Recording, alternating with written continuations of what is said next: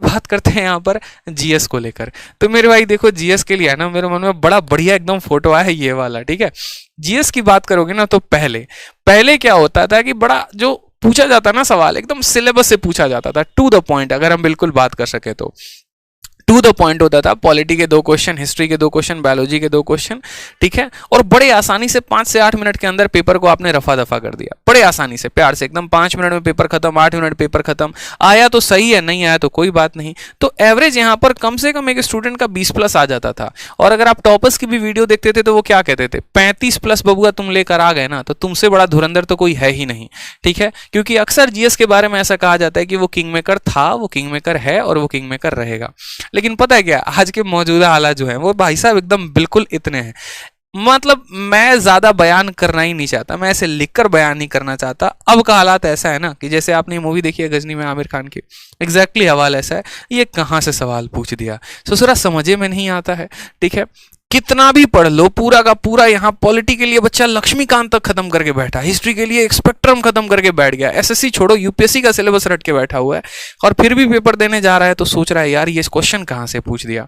Personally मैं ऐसे कई सारे बच्चों को जानता हूँ, ठीक है, जो यूपीएससी की तैयारी करते हैं और एसएससी का जीएस का जो क्वेश्चन पूछा जा रहा है ना उनके पल्ले नहीं पड़ रहा। यहाँ तक सिर्फ ये एसएससी में खेल नहीं चल रहा है, टाटा कंसल्टेंसी सर्विस जहां जहां पर पेपर करवा रही है, जैसे एनटीपीसी का आप फेज 2 देख लीजिए, वहां पर भी क्वेश्चन ऐसा पूछा गया ना, पल्ले ही नहीं पड़ रहा मेरे भाई। पढ़कर कितना भी जाओ कुछ भी पता नहीं आ रहा है। तो इसमें मेरा आपको जो सजेशन रहेगा ना वो बस मेरे भाई सॉल्यूशन बस इतना ही रहेगा। देखो 2 बातों पे फोकस करना। पहला बात, सॉल्यूशन इसका क्या है, तो तुक्के नहीं मारने। पता चला जीएस का सवाल देख के एकदम ऐसा आ गया, तुक्का वाला टाइम आ गया भैया, एकदम जय माता दी करेंगे, नहीं करना। मैं फिर से कह रहा हूं तुक्के नहीं मारने, ठीक है। एक हमारे भाई साहब हैं, बता दे रहा हूं मैं आपको, 21 अटेम्प्ट करके आए हैं जीएस में और उनका मात्र 3 सवाल सही है। अब सोचिए 18 सवाल गलत हैं, ठीक है।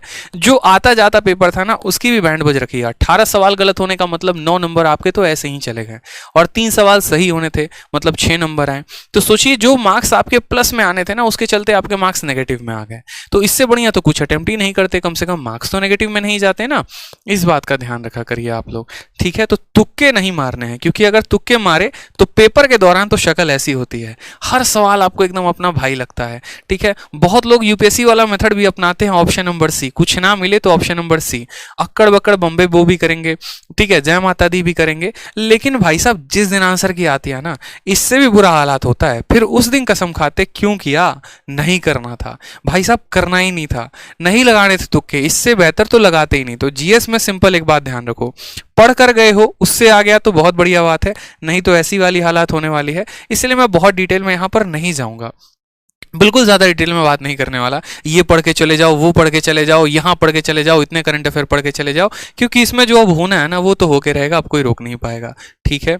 बस इतना ध्यान रखना, तुक्के नहीं मारने। दोबारा से सुन लो, तुक्के नहीं मारने, मैं बार बार बता रहा हूँ, नहीं तो भाई साहब बहुत बुरी हालत होने वाली है, ठीक है।